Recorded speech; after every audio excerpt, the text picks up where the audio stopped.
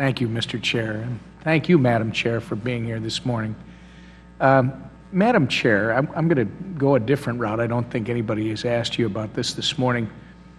Will the Federal Open Market Committee ever rule out going to negative interest rates?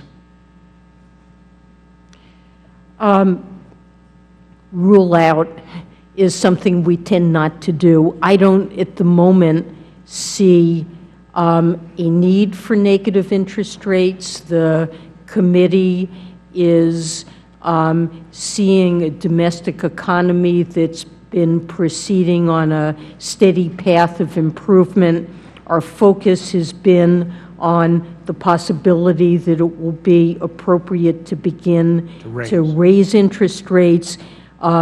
This is something we're actively considering, although no decisions have been made. Look, if circumstances were to change, suppose the economic outlook, which I don't expect, but if it were to deteriorate in a significant way so that we thought we needed to provide more support to the economy, then potentially anything, including negative interest rates, would be on the table.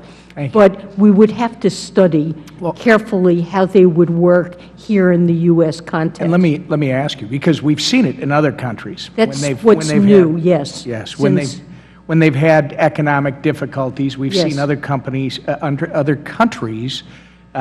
use negative interest rates or go to negative interest rates. Right. What impact, Madam Chair, would negative interest rates have on lending and economic activity? What impact do you believe it would have?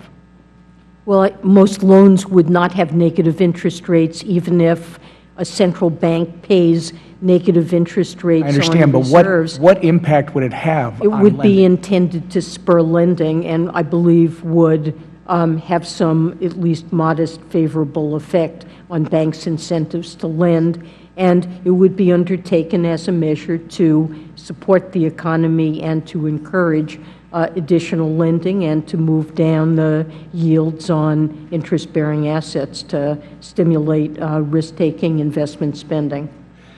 I want to change just a little bit. I'd like to talk about this proposal, and if you could clarify it for me. The TLAC proposal that was discussed last week, was that finalized last week? No, it's a notice of proposed rulemaking. It's out for comment. Because it's been around for a while. You've been discussing it for a while. Members of the Fed, Governor Trullo and others have given speeches on this. It's something that is being discussed internationally in the FSB. In fact, the United States has been contemplating this. We're working jointly with the FDIC.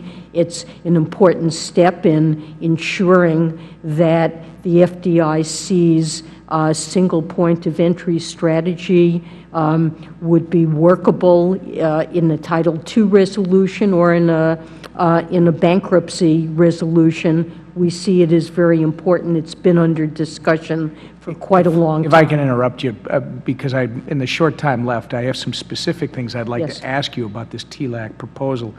In fact, some of the analysis that I've been provided regarding the draft proposal suggests that it penalizes firms for what is broadly understood to be a desirable business model, gathering deposits and making loans.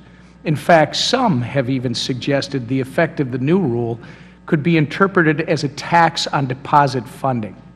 Would the Federal Reserve benefit, and have you done, because I know this question has been asked before, from a quantitative impact study being conducted by the FSB prior to implementing the new TLAC proposal? So I think that that's frankly a mischaracterization of this proposal. The purpose of this proposal is to ensure that if a firm becomes insolvent, that there is sufficient— Forgive me, I've got 20 seconds left. Would you benefit from a quantitative impact study being done prior to implementation? We have carefully analyzed this proposal, the costs and benefits. Have you done a quantitative impact study? We have done a quantitative analysis. Would you share that with us? There is information contained in the proposal that we published.